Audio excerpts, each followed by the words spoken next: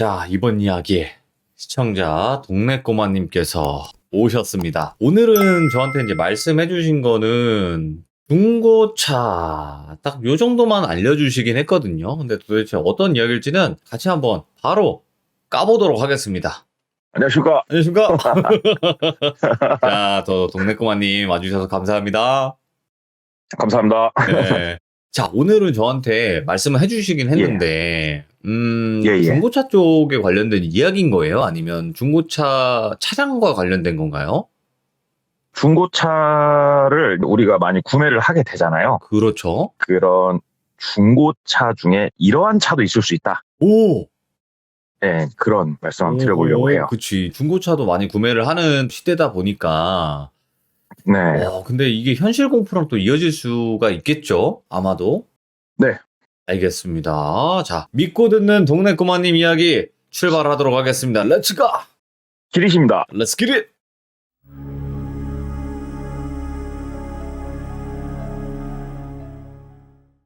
이 이야기 같은 경우에 제가 저번 주에 이제 말씀드릴 때 이제 머리가 벗겨져 슬프신 우리 뚜껑이 형님이 이제 해주신 얘기를 해드렸었잖아요. 예. 뚜껑이 형님이 해주신 얘기 2탄입니다. 그래서 저번 이야기는 그 일을 겪은 당사자하고 저하고 직접 얘기를 나눠볼 수 없었으나 이번에는 직접 통화는 한번 해봤어요. 제가 바꿔주셔가지고 통화는 한번 해봤는데 한번 이 스토리를 말씀을 드려보자면 이 일은 그렇게 오래된 일이 아니에요. 불과 10년도 안 된 일이고 이분의 나이가 지금 40대 중반이시더라고요. 대략 10년 전이라고 가정을 해보면 30대 중반. 이때쯤 이분이 신차 영업을 한번 하셨었어요. 그래서 일반 다른 일을 좀 보다가 신차 넘어와서 일을 하는데 사무실에 있다 보면은 가끔 중고차 딜러분들이 오세요. 저희 매장으로. 왜 오시냐면은 영업을 하러 오세요. 과자도 사가지고 오시고 라면도 사가지고 이렇게 오세요. 그래서 저희가 신차를 판매를 하면은 기존에 고객이 갖고 있던 중고차를 처리를 하게 되는데 중고차가 나오게 되면 소개를 좀 해줘라. 이런 차원에서 이제 오세요. 그러면은 신입으로 들어가서 눈치만 이제 보고 있는데 그래도 중고차 직원분들이 와가지고 명함도 주고 먹을 것도 같이 먹고 그렇게 지내다가 하루는 대표님이 호출을 해요. 오늘의 주인공을 똘비라고 또 할게요. 똘비가 이제 대표님한테 가니까 대표님 얘기를 하는 거예요. 야, 똘비야. 너도 입사한 지 한 2달 지났는데 차는 한 대 뽑아야지 않겠냐. 얘기를 하는 거예요. 근데 똘비 입장에서는 그 당시에 생활이 좀 많이 어려웠다고 그러더라고요. 주머니 사정이 많이 여의치가 않아가지고 대표님 제가 지금 할부로 차량을 지르기에는 제 생활이 여의치가 않습니다. 그랬더니 대표님이 좀 탐탁치 않게 생각하시죠. 저희 쪽 신차 쪽에 룰 아닌 룰이 약간은 있거든요. 그래서 대표가 지금 생활이 그렇다고 하면은 그래 그럼 좀 이따가 차를 구매하는 건 괜찮겠는데 야 그래도 우리 브랜드 차는 타야지 않겠냐. 근데 그건 맞거든요. 영업을 하면서 우리 브랜드 차는 타야죠. 근데 그 당시에 똘비가 타고 있던 차는 다른 회사 차에 진짜 폐차 직전의 차를 타고 다니고 있었어요. 근데 수중에 돈이 많지는 않으니까 알겠습니다 대표님 그러면 좀 오래된 차라도 우리 회사 차로 제가 바꾸도록 하겠습니다 하고 중고차 딜러들한테 전화를 이제 돌리기 시작을 해요. 네. 근데 이게 연식이 이제 오래된 정말 싼 차를 생각보다 찾기가 어려워요. 그 지역 내에서 생각보다. 그래서 물어보다가 자기하고 몇 번 이제 담배도 피고 얘기도 했던 중고차 딜러가 내가 한번 알아볼게요. 그러더니 한 2-3시간 있다 전화가 오더래요. 아, 똘비씨 내가 차 한 대 찾았는데 그러지 말고 오늘 퍼질지 내일 퍼질지 모르는 차 사지 말고 한 200만 원 정도 있어요? 이렇게 묻더라는 거예요. 탈탈 털면은 200 정도 나올 수 있을 것 같은데 어떤 차인데 그러세요? 그랬더니 현재 판매되고 있는 차에 딱 2세대 전차 얼마 10년도 안 된 차 그거를 내 차라고 해봤자 폐차를 보내든가 수출을 보내도 50만 원 100만 원인데 300의 차를 주실 수 있다고요? 그랬더니 좋은 차 나온 거 있으니까 우리가 솔직히 놈도 아니고 같은 업계에 있는 사람이니까 한번 받아줘라 내가 뇌물이다 하면서 얘기를 하더라고요. 그래서 저야 그래 주시면 감사하죠. 그랬더니 그럼 차량 내가 그냥 드릴 수는 없고 광이라도 한번 까서 드려야 되니까 이렇게 얘기를 하더래요. 알겠다고 연락 주시라고 그랬더니 그쪽에서 뭐 필요한 서류가 됐든 뭐가 됐든 요구를 해서 돈도 입금을 하고 차를 받기로 한 날이 온 거예요. 보험도 다 가입을 했고 이전도 쳤고 중고차 딜러가 매장으로 데려왔대요. 중고차 딜러 차를 타고 갔더니 세차장에 차가 놓여져 있더래요. 세차도 돼 있고 실내 방향제도 넣어줬고 내가 300만 원에 이런 차를 살 수 있나? 와 신차 영업사원 좋네 이 생각이 들더래요. 그래서 진짜 감사합니다. 사장님 진짜 감사합니다 그랬더니 약속은 잊지 말으라고. 앞으로 차 팔면서 중고차 나오는 거 5대는 무조건 다 주라고. 그거 약속하라고. 그래서 아이고 5대가 뭐예요. 우리는 이제부터 끈끈한 인연입니다 하면서 차를 받아갖고 타고 다니는데 여자친구는 있었다 그러더라고요 그때.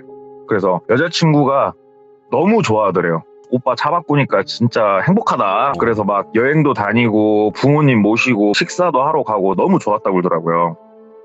근데 시간이 2년 반 정도 흘렀어요. 이 영업사원들의 슬픈 비애가 있습니다. 한 10년씩 영업하신 분들이 명언인데 영업 10년 하고 퇴사를 하려고 보니 남은 거라곤 정장 2벌하고 빚밖에 없더라. 이런 명언이 있어요. 근데 똘비도 그때 시기가 그랬는지 아니면은 이분의 역량이 부족했는지는 모르겠습니다만 생활이 정말 많이 어려웠다고 그러더라고요. 우리가 한 달에 차를 한 대도 못 파는 거 보고 백차를 탔다고 표현을 해요. 저희가 차를 한 3달을 탄 거예요. 3달을. 근데 그 전에도 한 대, 2대면 백차나 다름이 없는 거니까 생활 자체가 가랑비에 옷 젖듯이 굉장히 어려워져요. 대출은 거의 목전까지 다 차고 카드도 한도까지 거의 다 차고 썬팅샵이나 이런 곳에서는 돈 달라고 아우성을 치기 시작을 하고 그런다고 해서 같은 업계에 있는 사람들한테 돈을 빌린다는 건 큰돈이 움직이는 바닥이기 때문에 굉장히 나를 밉보이는 행동이 되거든요. 그래서 그런 것도 못하겠고 한숨만 나오는 거예요 똘비가. 근데 똘비한테 차를 줬던 중고차 딜러하고는 관계가 상당히 좋게 맺어져 있었어요. 형님 동생 하면서. 그 중고차 딜러분이 15살 정도 많았다고 하는데 자주 만났대요. 그 중고차 사무실에서. 거기서 이제 커피 한잔 마시면서 이런저런 얘기하다가 형님 이 일 그만둬야 되려나 봐요 얘기했더니 너는 왜 또 죽는 소리냐 얘기를 하니까 그게 아니고 형님 돈도 안 되고 그냥 더 망가지기 전에 이 일을 정리를 하고 다른 일을 찾고자 하는데 형님 저 중고차 형님 밑에 들어가서 한번 좀 팔아봐도 괜찮을까요? 얘기를 한 거예요 똘비가. 그러니까는 진지하게 얘기해줬다고 그러더라고요. 야야 네 돈 들고 들어오는 거 아니면 오지 말아라. 그거 이자 찍다가 주차비 찍다가 상사비 찍다가 너 골로 간다. 그러지 말고 지금 네가 일자리가 필요한 거지 않냐. 고정적으로 좀 돈이 들어온 일자리가. 그래서 그렇다고 내가 한 군데 얘기가 들은 곳이 있긴 한데 내가 한번 물어보고 내일 좀 연락 줄 테니까 너 진짜 그만둘 거야? 못 들어요. 형님 저 마음이 서서 형님한테 중고차 판다고 얘기한 거라고. 알았어 기다려봐. 그리고 다음날 연락이 왔대요. 야 똘비야 그 중고차를 파는 건 아니고 중고차를 네가 탁송을 해주는 일인데 괜찮냐? 그러더래요. 탁송이요? 그러니까 차 갖다 주는 거요? 그러니까 직원으로 차 오더 내리는 대로 왔다 갔다 갖다 주면 되는데 그거는 한번 해볼래? 형님 근데 그거는 돈이 얼마 안 되지 않아요? 하고 이제 얘기를 한 거예요. 모르니까. 일단은 급료는 350원 맞춰줘. 이 얘기 끝났어. 근데 그 당시에 350원 전 크다고 생각을 해요. 형님 일이 얼마나 빡세길래 350을 줘요. 잠도 안 자고 운전해야 되는 거 아니에요? 그러니까는 너는 네가 찬밥도 막 가리게 생겼냐? 야 자리 괜찮아. 가서 일하되 어느 정도 네 돈 정리 다 되면은 내려와. 거기서 눌러 앉을 생각 말고 이 지역 아니야. 저기 먼 지역이야. 라고 얘기를 한 거예요. 여자친구랑도 헤어진 상태였고 형님 알아봐 주세요. 어찌됐건 신차 쪽에서는 제가 더 이상 할 수 있는 게 없는 것 같으니까 알아봐 주십시오. 해가지고 한 일주일 있다가 그쪽 지역으로 가게 된 거예요. 중고차 형님이 처음에 가야 될 주소 연락처를 이제 찍어줬다고 그러더라고요. 그쪽 지역을 가는데 차로 3시간 정도 상당히 멀리 갔다고 그러더라고요. 도착해가지고 봤더니 카페더래요. 그래서 전화했더니 20분 정도 있으니까 한 40대 후반 50대 초반에 어떤 남성분이 인상이 굉장히 좋으신 남성분이 들어오시더래요. 그러면서 혹시 똘비씨 하니까 예 대표님 안녕하십니까 인사를 해가지고 이제 거기서 얘기를 나눈 거예요. 우리가 이제 중고차 상사는 하고 있는데 공업사도 하나 운영을 같이 하고 있고 좀 규모를 있게 운영을 하고 있다. 똘비씨는 우리가 찍어준 대로 차를 탁송을 해주면 된다. 알겠다. 그랬더니 일단은 급료는 얘기 들었으니까 350 정도 그 정도 우리가 책정을 해줄 거고 디테일한 얘기를 해줬대요. 숙소도 원룸을 하나 잡아줄 테니까 거기서 생활을 해라. 조건이 진짜 좋더래요. 원래 우리가 탁송 직원을 3명을 쓰는데 전부 다 현재 그만둔 상태고 사람이 급해서 널 뽑았으니까 일단 원룸은 혼자 쓰되 직원이 구해 좀 같이 써라. 예 알겠습니다. 그래서 일어나서 원룸으로 먼저 향했대요. 그랬더니 외곽 쪽에 있는 허름하되 깔끔한 원룸이었다고 그러더라고요. 거기다 먼저 짐을 풀고 일단은 공업사 쪽으로 향했대요. 근데 공업사가 그 시로 따지면은 시 최외곽에, 보통 공업사는 외곽에 있잖아요. 시 중심에 있는 게 아니고. 근데 되게 덩그러니 그냥 공업사 하나 딸랑 있더래요. 모여있는 곳에 있는 게 아니고. 근데 그런 공업사들이 간혹 있으니까. 그리고 그 공업사 뒤편으로 작은 공터에 그 조립식 건물 하나가 딱 있고 거기가 탁송 사무실로 쓰고 있다고 그러더라고요. 우리 똘비 씨는 여기에 상주를 하면 되고 나는 중고차 상사, 그 다음에 여기 탁송 사무실, 뒤에 공업사를 왔다 갔다 하면서 업무를 볼 거니까 문자를 보내주면 똘비 씨가 차를 픽업을 해서 목적지로 갖다 주면 되는 거야 하면서 업무를 쭉 설명을 해줬대요. 알겠습니다 하면서 업무를 하는데 뭐 처음에 하루 이틀은 뭐 일이 없더래요. 그래서 사무실 멀뚱멀뚱 그냥 하늘만 쳐다보고 있었다고 그러더라고요. 그러다가 대표님이 전화가 왔대요. 문자 지금 하나 보내줄 테니까 차 한 대 이동 좀 시켜. 그래서 문자를 받아봤더니 공업사 주차장에서 어떤 목적지로 이동을 시키는 거였다고 그러더라고요. 그러면서 대표가 차는 가져가되 우리가 엄밀히 다 사업장이 나눠져 있는 거니까 공업사 안으로 마음대로 들어가고 그건 절대 안 되는 거야. 서로 간에 이건 규칙은 다 지키는 거야 하면서 단단히 몇 번 얘기했다고 그러더라고요. 예. 그리고 두 번째 룰이 옷 지퍼 같은 거에 시트가 손상이 될 수 있으니까 무조건 내가 준 방석을 깔고 안고 운행을 할 것. 이게 굉장히 중요한 철칙이었다고 그러더라고요. 예. 첫 오더를 받았으니 공업사 게이트 옆으로 작게 주차할 수 있는 공간이 돼 있고 출발지, 차, 종, 그 다음에 차 넘버 다 써있대요. 딱 문을 여니까 안 잠겨있고 차 안에 키가 들어있더래요. 그래서 차 출발해서 목적지 도착, 그리고 피해버스 타고 다시 넘어오고 일을 했는데 되게 간단하더래요, 일이. 이거 일이 너무 쉬운 거 아닌가 생각하는데 일이 그렇게 많지도 않고 주로 공업사에서 어디인가 갖다 주는 이 일을 계속 했다고 그러더라고요. 목적지에 가도 누구한테 차를 인계를 해주는 게 아니고 목적지에 그냥 차를 두고 가면 되는 그런 탁송이었다고 그러더라고요. 한 달에 350을 받고 대표가 기분 좋으면 보너스로 조금 더 주기도 하고 돈벌이가 괜찮더래요. 돈을 이렇게 쉽게 벌어도 되나 싶더래요. 그렇게 한 6개월 정도 꾸준히 일을 하니까 대표가 이제는 어디선가 차를 가져오는 업무도 지시를 내리더래요. 6개월이 흐르니까. 근데 갖다 주기만 하다 가져오기 시작하니까 그때부터는 일상에 소소한 재미가 생기더래요. 만약에 타 지역을 가서 갖고 와야 된다 그러면은 하루 전날 가는 거예요. 그쪽 지역 특산품도 먹어보고 모텔 잡아서 자면서 막 그쪽 지역 구경도 혼자 하고 다음날 차를 가져오고 업무를 보는데 하루는 도착을 해서 보니까 네. 놀려고 저녁에 놀고 다음날 가져오려고 도착을 해서 보니까 방석을 놓고 왔네. 아이고.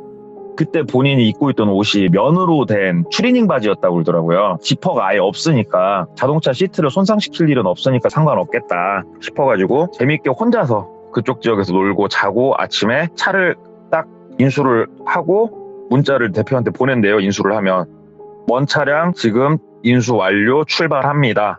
문자 보내고 출발을 해서 쭉 가는데 예를 들어볼게요. 대전에서 차를 픽업을 해서 서울로 가져다 주는 거예요.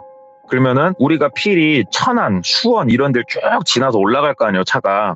똘비가 운전을 하고 있었대요. 그때가 대낮이었고 날씨도 좋았다고 그러더라고요. 운전하면서 가는데 천안을 지날 때였다고 그러더라고요. 전화가 울리더래요, 자기 핸드폰. 근데 자기 핸드폰을 조수석에 던져놓은 상태였는데 핸드폰이 자꾸 울리니까 이제 조수석에서 핸드폰을 찾아서 받으려고 손을 이렇게 뻗는데 고속도로니까 조심하면서 핸드폰을 딱 잡았는데 진짜 제 이야기에서 흔히 안 나오는 얘기인데 대낮에 고속도로 운전하다가 한 손을 뻗어서 핸드폰을 딱 잡으니까 앞에 광경이 다 바뀌어버리더래요. 그냥 영화 장면 바뀌듯이 대낮이었는데 한밤중이고 자기가 산길을 운전을 하고 있더래요. 되게 뜬금없더래요. 아 이게 뭐야 하고 속도도 거의 안 나는 상태에서 브레이크를 밟았대요. 차를 완전히 세웠대요. 이게 뭔 일이야 하고 두리번 하는데 핸드폰이 계속 울리고 있으니까 봤더니 대표더래요. 전화를 받았대요. 어안이 벙벙해서 대표님 하고 받았더니 막 소리를 지르시더래요.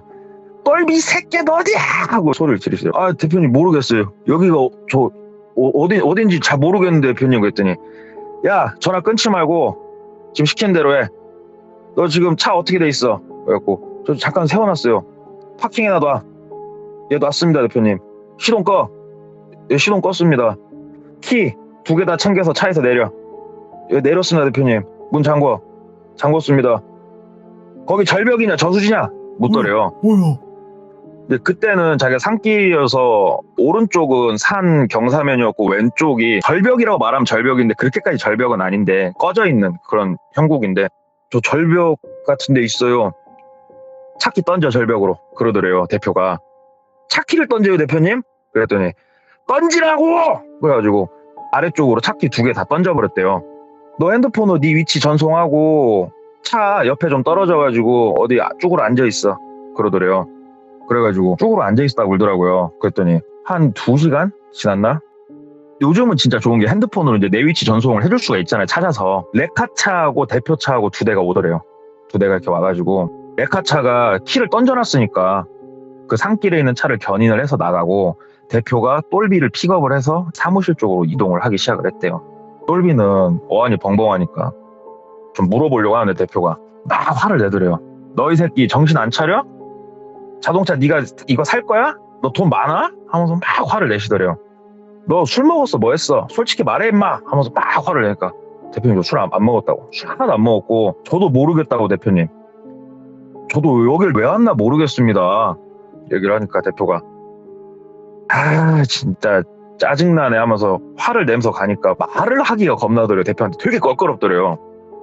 어색한 분위기로 차를 타고 거의 1시간은 가야 된대요. 1시간.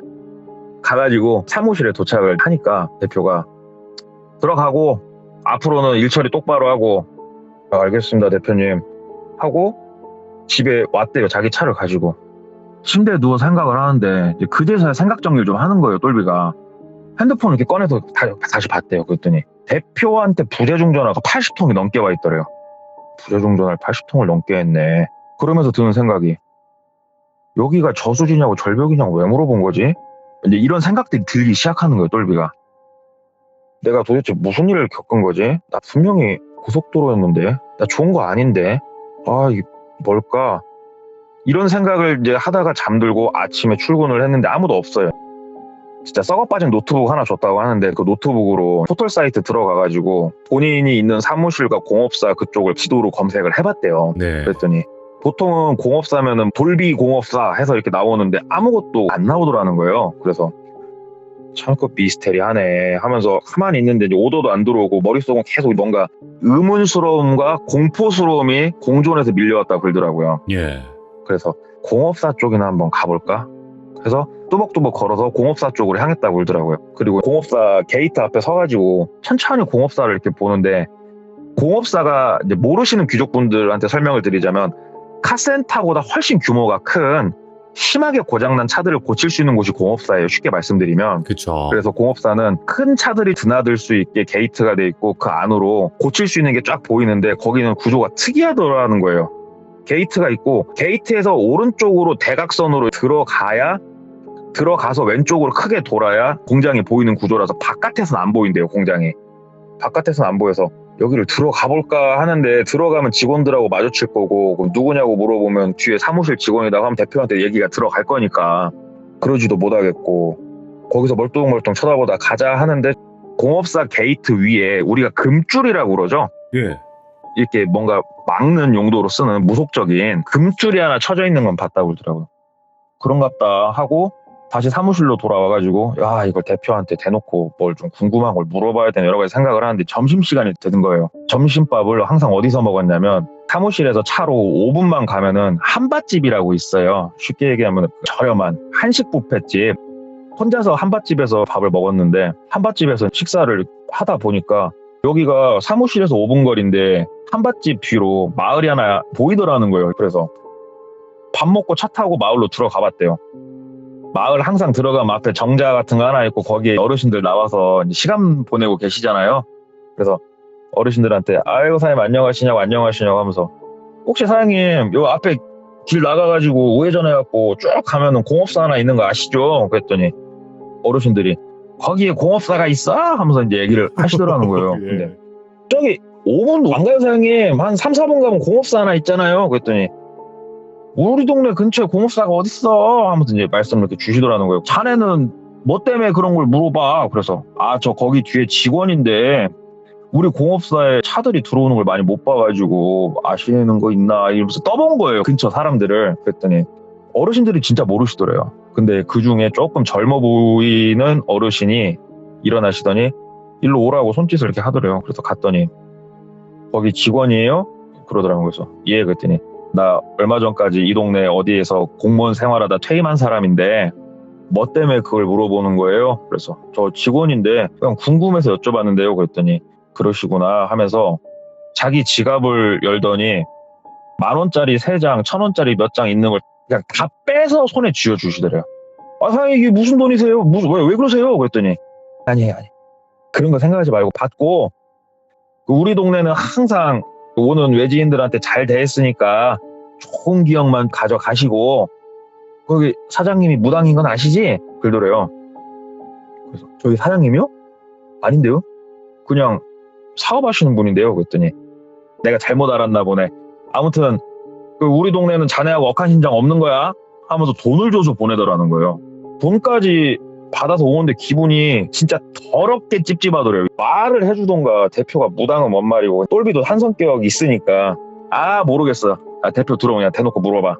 그래서 또 돈은 돈대로 또 주머니에 챙겨놓고 대표가 오후 늦게 들어왔다 그러더라고요.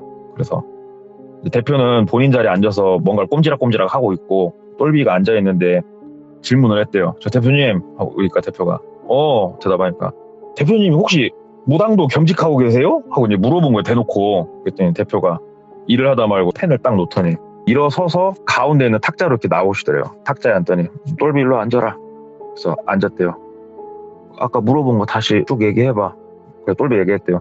아니 한밭집 가서 밥 먹고 뒤에 정자 밑에서 저도 조금 쉬다 가려고 하는데 어르신들하고 얘기하다가 들었는데 대표님이 무당이다는 소리를 해서 솔직히 좀 궁금한 것도 있고 대표님 그날 저한테 저수지냐고 절벽이냐고 물어본 것도 그러시고 저한테 이렇게 부재중 전화 많이 하신 것도 그러고 이게 보통 사람은 아니신 것 같다고 얘기 듣고 보니까 그냥 궁금해서 한번 여쭤봐요. 그랬더니 대표가 되게 인자하게 웃으시더래요. 되게 인자하게 웃으시면서 똘비야 모르는 게 약일 수도 있어. 근데 알면은 더 힘든 일들도 있어. 이 얘기를 꼭 들을 거야? 라고 하더라는 거예요. 그래서 속 시원하게 말씀 주세요 대표님. 그랬더니 알았어. 똘비야 자, 이 얘기를 듣고 일을 못하겠으면 빠르게 나한테 얘기를 해줘. 내가 퇴직금이라도 더 챙겨줄게 하고 얘기를 하더라는 거예요. 얘기를 해주는데 이 대표가 무당이 맞대요. 자기가 주로 하고 있는 이 사업은 일반 중고차는 취급을 안 한답니다. 중고차에서 스스로 생을 마감하는 사건들 있지 않습니까? 약을 드신다든가 불을 피운다든가 그런 차들, 그리고 대파사고 화물차에 끼어가지고 차가 완전히 사고가 크게 나가지고 운전자가 그 자리에서 잘못되는 이런 차량들을 폐차를 보낼 수도 있지만 공업사에서 사서 고쳐서 파는 경우도 있거든요. 그래서 이 대표님은 그거를 전문적으로 하는 사람이다. 똘비 네가 그동안 움직인 차들은 전부 다 사람이 잘못된 사건이 있는 차들이었다 라고 얘기를 해준 거예요. 공업사에서 나간 차들은 고쳐서 나간 차들이고 네가 타지에서 갖고 오는 차들 중에 깔끔했던 차들은 차에서 약을 먹었든 뭘 먹었든 그 안에서 사람이 잘못됐던 차다 얘기를 해줬는데 얘기를 듣고 보니까 되게 찜찜해지기 시작하잖아요. 사장님 그랬어요. 근데 그날은 왜 저한테 전화를 그렇게 주셨냐. 내가 직원들 한두 명 써본 건 아니고 이게 아무래도 그런 일이 있다 보니까 한 번씩 귀신이 장난을 좀 친다.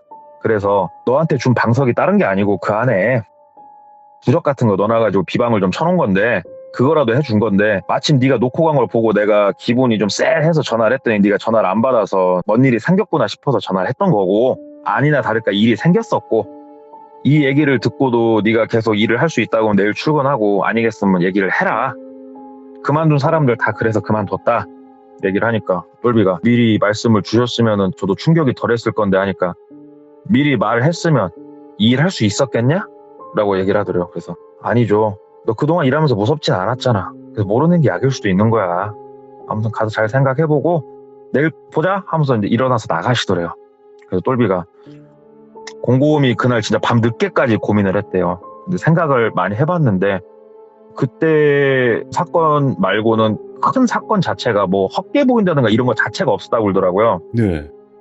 한 달에 350씩 보너스도 있고 숙소도 제공해주고 돈 모으기 이렇게 좋은 직장 없는데 그냥 더 하자 라는 결론을 내렸다고 그러더라고요. 그동안 해왔는데 문제가 하나도 없었으니까. 그래서 다음날 출근했더니 대표가 일찍 나와 있더라는 거예요. 그래서 인사를 했더니 계속 일하려고. 그래서 예 대표님 했더니 그래 한번 열심히 해보고 이게 나쁜 건 아니잖아. 우리가 아니까 찜찜할 뿐이지 나쁜 건 아니잖아. 그래서 예 그렇습니다 대표님 하고 그렇게 일을 몇 달을 이제 쭉 더 한 거예요. 처음에는 이 차를 가지고 이동을 하는데 괜히 등골이 서늘하고 뒤에 누가 타 있는 것 같고 변화별 생각이 다 드는데 몇 달 이렇게 쭉 하다 보니까 나중에는 감흥이 없어지더래요. 그래서 이제 괜찮다 하고 일을 하다가 사건이 터진 어느 날이 있는데 사무실에서 하루 종일 대기를 하는데 아무 연락이 없었대요. 그래서 5시에 보통 연락이 없으면 사무실에 퇴근을 하는데 노트북으로 인터넷 서핑을 좀 하다가 5시를 좀 넘어서까지 인터넷 서핑을 좀 하고 있었대요. 근데 좋은 거예요, 이 똘비가. 그래서 머리를 책상에 파묻고 한참 자다가 눈을 떠보니까 저녁 7시 반이 넘어있는 시간이더라는 거예요. 근데 그때가 겨울이었다고 그러더라고요. 해는 이미 다 져있고 집에 가야겠다. 아유 가자 하는데 뚝뚝 소리가 들리는 거예요. 뒤쪽에서 화물차 후진할 때 나는 경고음. 그 소리가 들려가지고 이 시간에 공업사에 화물차가 들어왔나? 근데 궁금은 한데 공업사 담도 높고 해서 보이질 않으니까 괜히 호기심 막 땡기는 거예요 이제 똘비가. 그래서 나가서 공업사 담을 넘어 보려더니 담이 높아서 아무리 짬뿌를 해도 안 될 것 같고 해서 우리 사무실 지붕에 올라가면 보이겠는데 생각을 하는데 사무실 지붕에 올라갈 사다리도 없고 그러다가 문득 본인 차가 눈에 들어오더래요. 차 천장을 밟고 점프해서 올라가면은 지붕에 올라갈 수 있겠구나 싶어서 차 천장을 밟고 사무실 지붕 위로 올라갔대요. 사무실 지붕에 올라가가지고 딱 붙어 있으니까 공업사하고 공업사 담벼락 끝을 잡고 까치발을 들고 머리를 이렇게 내밀고 공업사 쪽을 보는데 일한 지 1년 넘는 시간 만에 처음으로 공업사 내부를 본 거예요. 공업사 내부를 보는데 화물차 한 대가 후진을 하고 있고 공업사 직원으로 보이는 사람 둘이 손짓을 하면서 안내를 하고 있더라는 거예요. 일반 공업사인데 이 시간에 차가 들어오는 건 특이하다 하는데 화물차가 어떤 거였냐면 쉽게 표현드리면은 컨테이너 박스 같은 걸 뒤에 싣고 다니는 내용물이 안 보이는 한쪽에 주차를 하고 뒤에 박스를 개봉을 하니까 그 안에 차가 한 대 들어있대요. 그래서 윈치를 이용을 해가지고 차를 당겨서 뺀대요. 시동을 안 걸고 차를 이렇게 당겨서 빼니까 한 명이 우리 손수레 구루마라고 그러죠. 손수레를 이렇게 가지고 차 옆으로 오더래요.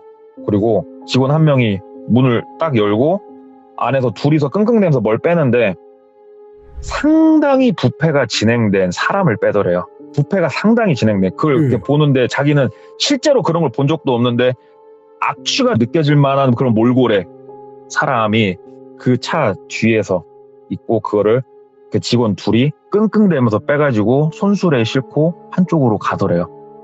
그걸 보고 있는데 이게 무슨 광경인가 싶은 거예요. 이제 쭉 가가지고 이제 공업사 한쪽 구석탱이로 가니까는 뭔가 침대 같은 게 이렇게 있대요.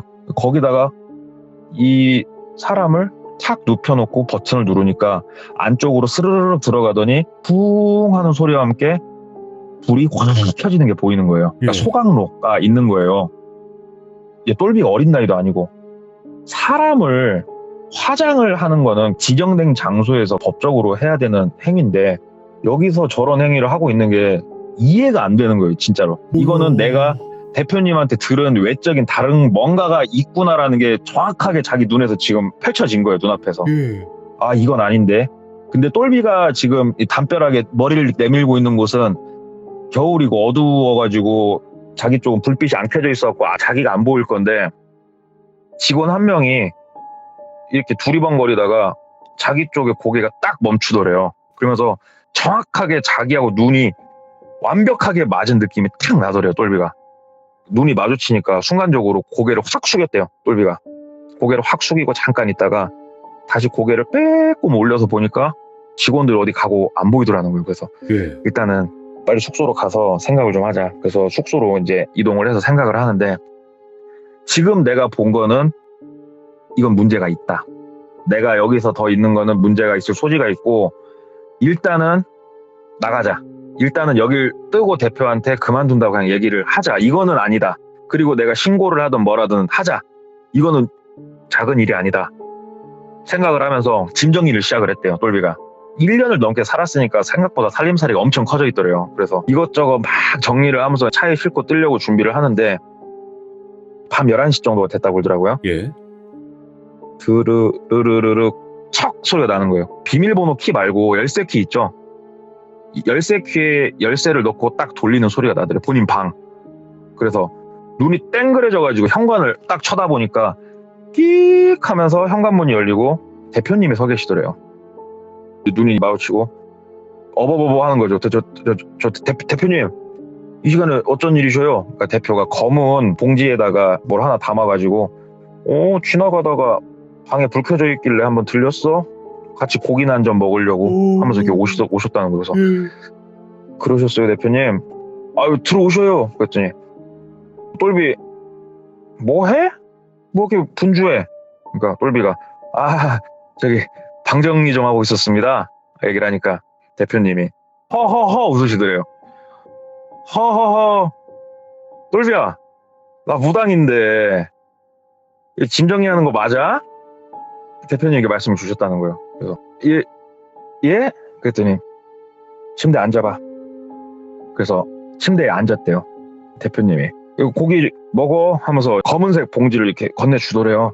그래서 똘비가 봉지를 이렇게 열어봤는데 성인 남성 주먹보다 조금 작은 사이즈로 완전 까맣게 그을린 찐득찐득거리는 뭔가가 담겨 있더래요. 예. 근데 딱 보는데 뭔지 알겠더래요. 냄새부터.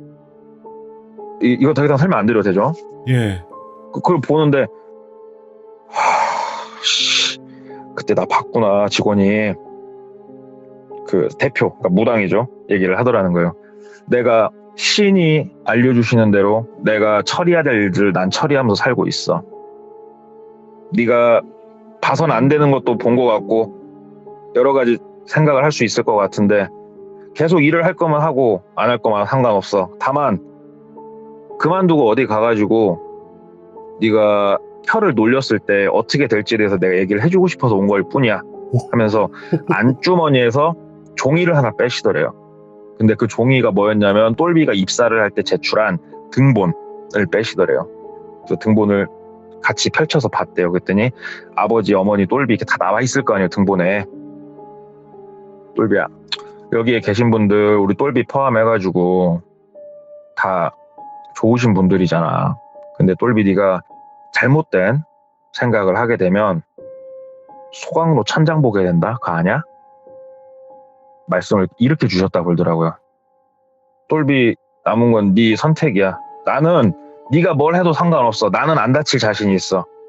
근데 똘비 네가 알아서 판단을 잘해 라고 얘기를 하니까 똘비가 대표님 혹시 제 전임자들 이런 이유로 그만둔 건가요? 용기 내서 얘기를 했대요. 그랬더니 대다수는 자기 발로 그만뒀고 몇 명은 천장 좀 봤지? 라고 대답을 주셨다고 그러더라고요. 소강로 천장 좀 봤지? 예. 대표님 무슨 말씀인지 알았고 대표님이 걱정하신 그런 일은 없을 거고 저는 일단 퇴사를 하겠습니다. 얘기를 하니까 안주머니에서 다른 봉투를 하나 꺼내서 빼주시더래요. 700만 원이 담겨있는 봉투를 꺼내주셨대요. 이번 달 일한 거랑 퇴직금이랑 내 마음이랑 담아서 넣어놨어. 똘비야 나는 너한테 금전적으로든 인간적으로든 너한테 난 실수한 거 없어. 그지? 이제부터는 똘비 네 차례야. 명확하게 하자. 말씀 주시자. 돈까지 다 받고. 그래서 일단 알겠습니다 하고 대표가 안 먹을 거면 그 고기 나 줘라 그러시더라는 거예요. 그래서 다시 봉지를 드렸더니 딱 봉지를 낚아채시더니 아무튼 잘 지내고 하면서 그냥 나가시더래요. 대표가 나간 걸 보고 진짜 다리가 후들거려서 잠시 일어나지도 못했다고 그러더라고요. 그래서 처음에는 온갖 짐을 다 챙겨서 어떻게든 많이 챙겨서 가려고 했는데 진짜로 자기가 꼭 챙겨야겠다 싶은 거 몇 개만 챙겨서 그대로 차에 싣고 고향으로 내려와 버린 거예요. 고향으로 내려와서 생각을 해보니까 자기 처음에 소개시켜준 형님 있잖아요. 예. 생각이 나서 다음날 형님한테 그냥 갔대요. 상사로. 네, 형님이 여전히 계시니까. 형님 얘기 좀 하자고. 연마 온다면 전화 나오고 오지? 하면서 반갑게 맞아주신 거예요. 형님 그거 뭐 하는 데인지 알고 나 보낸 거 맞아요? 그랬더니 나도 잘은 몰라. 근데 차를 되게 싸게 줘. 나도 뭔지는 진짜 잘 몰라. 그래서 형님 그거 안 좋은 사건 일어난 차들만 전문적으로 거래하는 거 알고 계셨어요? 그랬더니 내가 느낌은 그래 살짝 있긴 했는데 솔직히 얘기 안 해주니까 우린 몰라. 우리가 그거 확인해보고 차 매입하는 거 아니잖아. 아 싸게 우리 상사 쪽으로 차 던져주니까 나는 매입할 수밖에 없는 거고. 근데 이거는 사실이에요. 우리가 중고차를 살 때 성능검사 기록부라든가 이런 걸 보험 이력서를 보게 되면은 다 나오지만 이 차가 혹시라도 잘못된 선택을 했는 차인지는 절대 알 수가 없어요. 서류만 가지고는. 그리고 중고차 상사나 딜러분도 알 수가 없어요. 얘기를 해주지 않은 이상. 그래서 이런저런 얘기하고 자기가 대표한테 들은 얘기들을 이제 총체적으로 종합을 해보니 잘못된 선택을 한 차를 가져와서 흔적이 남아있는 거를 지우고 그 다음에 대파 사고가 나서 안에서 바로 사람이 잘못된 차량일 경우에 고쳐서 팔고 그리고 세 번째로 그 소각로를 이용하는 방법 있지 않습니까? 이거 같은 경우는 정확히는 모르겠다. 근데 이거는 뭔가 증거를 인멸해주는 어떠한 범죄하고 연관이 돼 있지 않을까 이렇게 자기는 생각이 된다. 그래서 중고차 그쪽 일을 한번 겪고 나서 이 똘비 이분은 아예 자동차 업계를 떠버렸어요. 아예 떠서 지금은 이 지역도 벗어나서 다른 지역에서 다른 일을 잘하고 계신다고 들었고 중고차라는 게 요즘 이제 많이들 신차가 안 나오다 보니까 중고차를 구매를 하시는데 그럴 일은 거의 너무너무 희박하지만 진짜 사연이 많은 차를 티가 아예 안 난다 그러더라고요. 사연이 많은 차를 나도 모르는 사이에 구매를 해서 타고 다닐 수 있기 때문에 그거에 또 관련된 이런 일들이 있는 걸 들어가지고 한번 조금 얘기가 좀 약하고 흔한 얘기입니다만 진짜 있는 그대로 가져와 봤습니다. 시들모에서는 많이 나왔을 법한 얘기여서 아니, 와. 걱정을 했습니다. 잠깐만.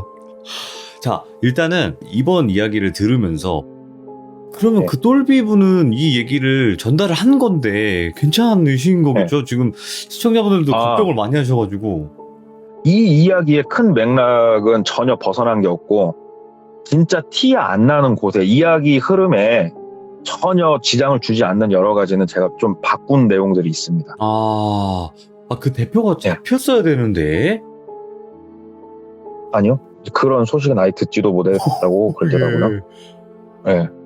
이게 사람이 진짜 무섭잖아요. 네. 그 대표가 뭐하고 사는지 궁금하지도 않다고 알아보지도 않았대요.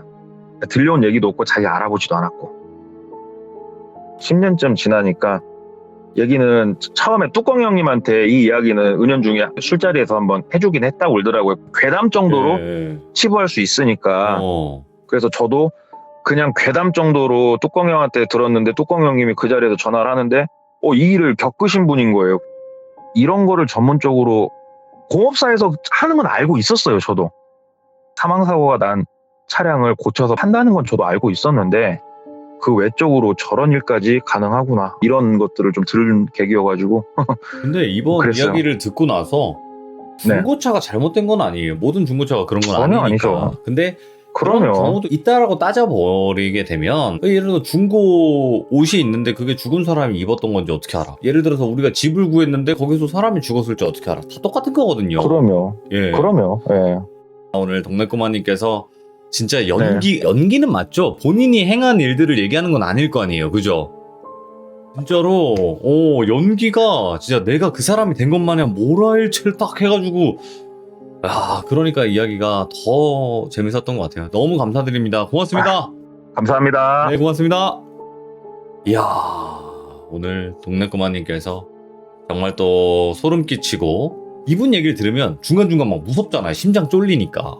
심장이 쫄리니까 너무 무서운 거예요. 우리 규정님들도 다 같은 마음이었을 거라 생각을 합니다. 시청해주신 모든 분들 감사드립니다. 고맙습니다.